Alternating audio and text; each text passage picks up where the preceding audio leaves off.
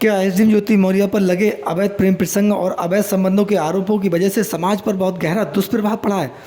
क्या मनीष दुबे द्वारा किए गए गलत कृत्यों की वजह से समाज में महिला उत्पीड़न एवं यौन शोषण जैसी घटनाओं को बढ़ावा मिल सकता है? नमस्कार इंडियंस, मैं हूं आपका दोस्त देवेंद्र पटेल अपना इंडिया से।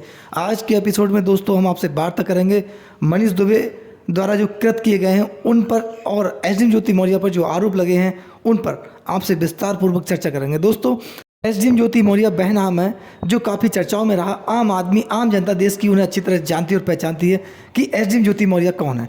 यानी कि एसडीएम ज्योति मौर्य का नाम सुर्खियों में रहा। देश की गली नुक्कड़ चौराहों पर एसडीएम ज्योति मौर्य के नाम की चर्चा हुई और आम आदमी इसी तरह उनको पहचानता भी है। लेकिन एसडीएम ज्योति मौर्य जिस पद पर हैं उस पद के पर कार्य करने की वजह से नहीं, बल्कि अपने अवैध प्रेम प्रसंग, अवैध संबंध और पति की हत्या रचने की साजिश के आरोप में चर्चाओं में रहीं, जिनके उदाहरण देश की जनता के सामने तमाम लोग नुक्कड़ गली चौराहों पर देते रहते हैं। कोई अगर एक प्रकार से देखा जाए तो एसडीएम ज्योति मौर्य का लोग एग्जाम्पल भी देते हैं। इनकी वजह से देश की काफ़ी महिलाएं जो हैं प्रताड़ित भी हुई, पीड़ित भी हुई, केवल एसडीएम ज्योति मौर्य पर लगे जो आरोप हैं उनकी वजह से। मैं आपको शॉर्ट में बता दूं, एसडीएम ज्योति मौर्य पर आरोप उनके पति ने लगाए थे, वो भी होमगार्ड कमांडेंट मनीष दुबे के साथ। यानी कि मनीष दुबे होमगार्ड कमांडेंट हैं जो महोबा में पोस्टेड है, उनके साथ उन्होंने गलत अवैध प्रेम प्रसंग के जो आरोप लगाए थे उसमें आलोक मौर्य ने ऑडियो, वीडियो और तमाम व्हाट्सएप चैट वगैरह मीडिया के सामने रखे थे और एक लिखित शिकायत शासन के समक्ष की थी, जिस पर जांच होने की तारीख भी लगी, तो जांच कमेटी भी नियुक्त की गई थी, लेकिन आलोक मौर्य ने अपनी शिकायत वापस ले ली थी। एसडीएम ज्योति मौर्य एक प्रशासनिक अधिकारी जो वर्तमान में शुगर मिल में पोस्टेड हैं और वह सेमीखेड़ा शुगर मिल है जो बरेली नैनीताल रोड पर स्थित है। दोस्तों, एसडीएम ज्योति मौर्य अपने पद पर रहते हुए अपने कार्यों की वजह से चर्चा में नहीं आई।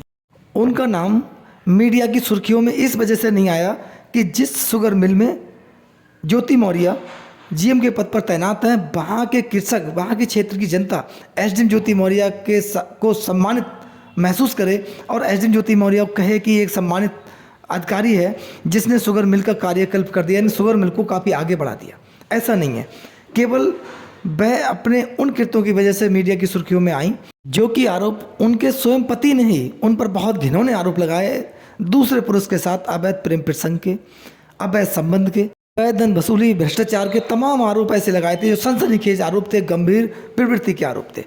दोस्तों, इन आरोपों पर क्या हुआ क्या नहीं हुआ इस पर हम चर्चा आज आपसे नहीं करेंगे, बल्कि ये चर्चा करेंगे कि एसडीएम ज्योति मौर्य की वजह से समाज पर क्या इफेक्ट पड़ा। एसडीएम ज्योति मौर्य एक वह महिला थी जो विवाहित होने के बाद एसडीएम बनी और एसडीएम बनी उत्तर प्रदेश में महिला वर्ग में उन्होंने पिछले ओबीसी वर्ग में तीसरी रैंक हासिल की, यानी कि सम्मानजनक रैंक हासिल की। लेकिन उसके बावजूद भी दो बेटियां होने के पश्चात भी उन पर उनके ही पति ने इतने घिनौने आरोप लगा दिए। ये क्या है? ऐसे आरोप, इस पर हम आपसे चर्चा करेंगे। दोस्तों, इसके पीछे कारण क्या है? तमाम समाज में इस प्रकार के आरोप विवाहित महिलाओं पर लगते रहे हैं। देखिए, हिंदुस्तान से अंजू पाकिस्तान गई, पाकिस्तान की सीमा हैदर इंडिया में आई, तमाम नाम है, बहुत लंबी फहरिस्त है, हज़ारों लाखों मैटर ऐसे होंगे जो विवाहित महिलाओं के ही होंगे, जो विवाहित महिलाओं ने कहीं ना कहीं पर पुरुष से संबंध बनाने के उन पर आरोप लगे, तमाम इस प्रकार के आरोप लगे। उसमें से एक एसडीएम ज्योति मौर्य है। लेकिन एसडीएम ज्योति मौर्य एक प्रशासनिक अधिकारी हैं और अधिकारी पर इस प्रकार के आरोप लगे तो वे सनसनीखेज आरोप हो जाते हैं और ऐसे आरोपों का समाज पर बहुत इफेक्ट पड़ता है, जिसका दुष्प्रभाव आपने देखा।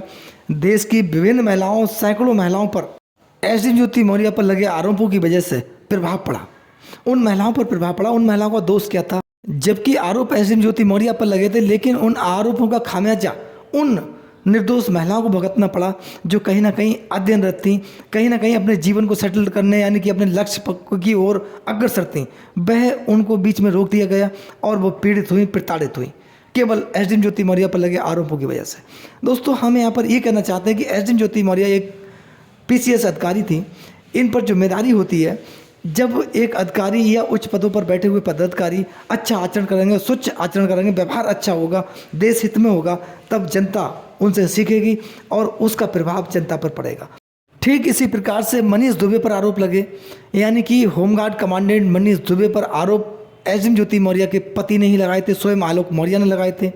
उससे पहले 2 पीड़ित महिलाओं ने आरोप लगाए थे, एक महिला होमगार्ड ने स्वयं आरोप लगाए थे, 2 अन्य महिला होमगार्ड ने लगाए थे, अन्य 3-4 महिलाओं ने और आरोप लगाए थे, स्वयं उनकी पत्नी तनु पाराशर ने आरोप लगाए थे दोस्तों, जिसमें जांच उपरांत प्रथम दृष्टया मनीष दुबे गलत साबित हुए। उनके द्वारा जो किए गए कृत्य, जो उन पर आरोप थे, वो सही साबित हुए, जिनकी जांच शासन के पास पहुंची थी।